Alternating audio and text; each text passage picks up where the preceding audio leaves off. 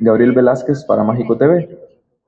Tomando en cuenta todo el contexto que ha sido presentado en la investigación actual, ¿cómo ven el trabajo periodístico a futuro, tomando en cuenta, como ya lo preguntaba anteriormente, el contexto electoral y una posible extensión de la actual democracia, como lo dice el diputado Caleb, que se está viviendo?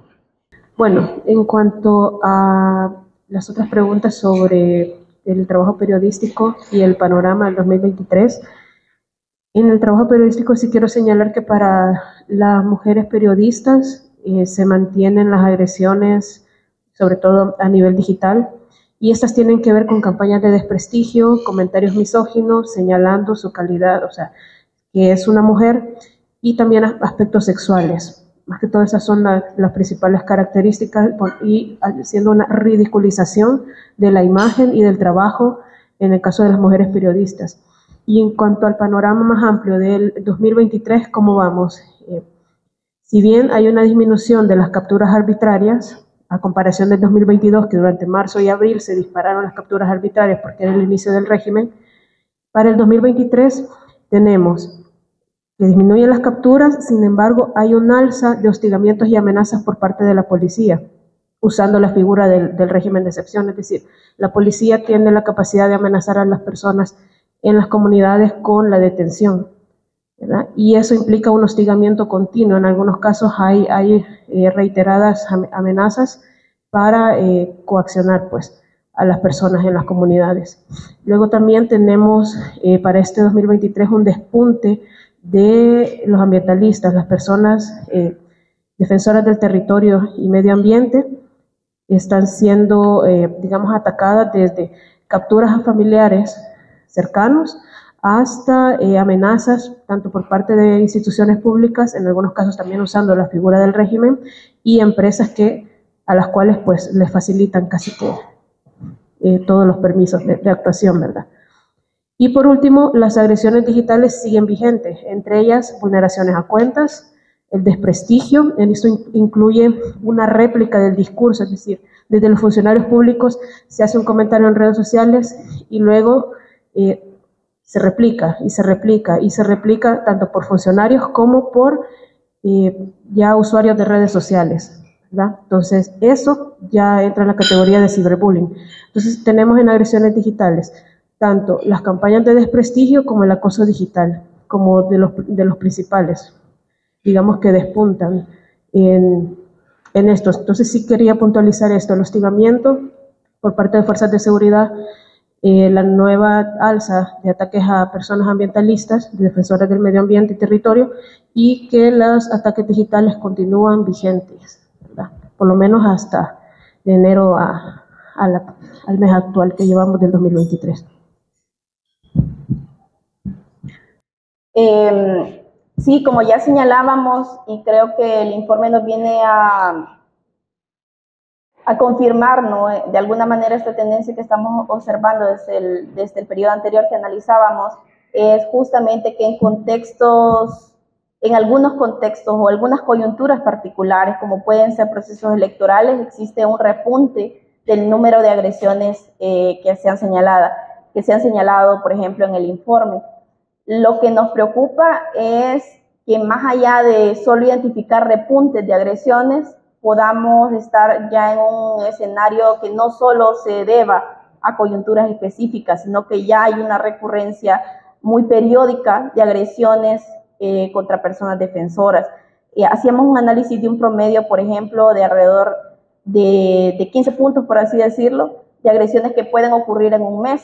Eso nos está llamando mucho la atención, nos está preocupando, y justamente un contexto pre- y postelectoral puede aumentar aún más estos niveles que ya estamos tratando de ir midiendo, ¿no?, y de ir tomándole el pulso. Entonces, es bastante preocupante, ojalá que no, pero que pueda existir una mayor campaña de desprestigio, de estigmatización o de amenazas contra nuestra labor. Ya lo hemos documentado y se documentó de alguna manera en el informe 2021 cómo afectó el proceso postelectoral para un repunte significativo de las agresiones.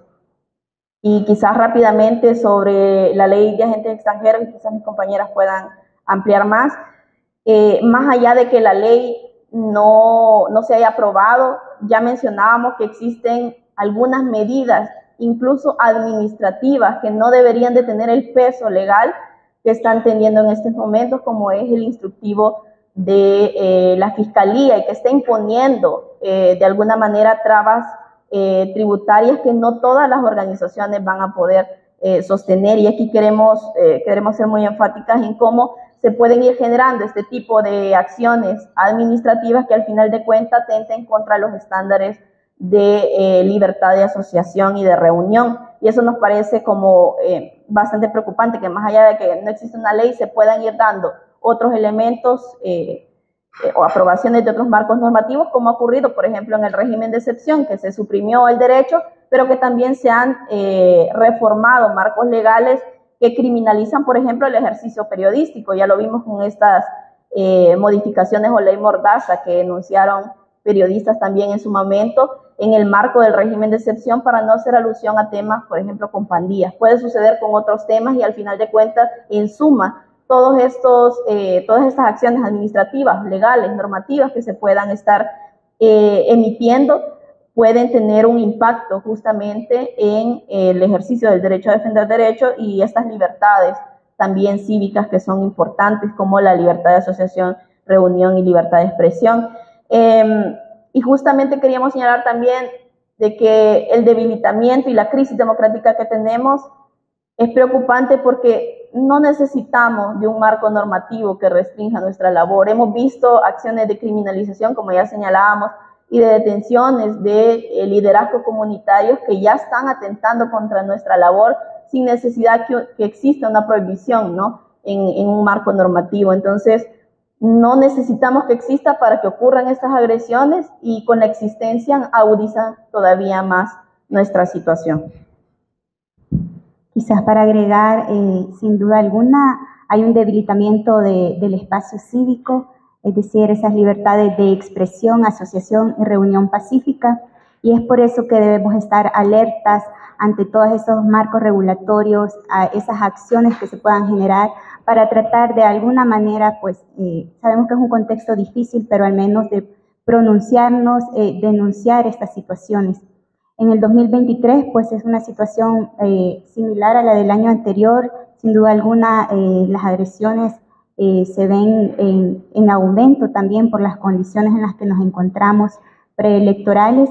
Las capturas de sindicalistas, ¿verdad?, el sector sindicalista, los defensores medioambientales, hemos enfatizado bastante en que las personas de territorio están sufriendo mucho en este marco del régimen de excepción. Y bueno, el instructivo que ya va a vencer su prórroga, y muchas organizaciones tal vez todavía ni se dan cuenta que existe tal vez este instructivo, y es por tanto que debemos de las organizaciones, las personas que conocemos un poco, tenemos que llevar hacia esos sectores, hacia el interior del país, y para que se conozcan, ¿verdad?, y que en esta medida no puedan ser afectadas cuando ya entre en plena vigencia pues este instructivo. Gabriel Velázquez para Mágico TV. ¿Cuál es su nombre? Natalie Paz. Natalie. Me gustaría saber si, a partir de la estadística que nos han mostrado el día de ahora, ¿considera usted que toda esta vulneración contra periodistas y contra defensores comienza a partir del gobierno actual? Ya se tenían datos previos, ¿verdad? Pero sí hay un aumento significativo a partir del cambio de gobierno. ¿Cree que ha sido por la cuestión del régimen de excepción que esto se ha disparado totalmente? Durante el año 2022 ha habido un aumento en cuanto a agresiones de parte de la policía y la Fuerza Armada.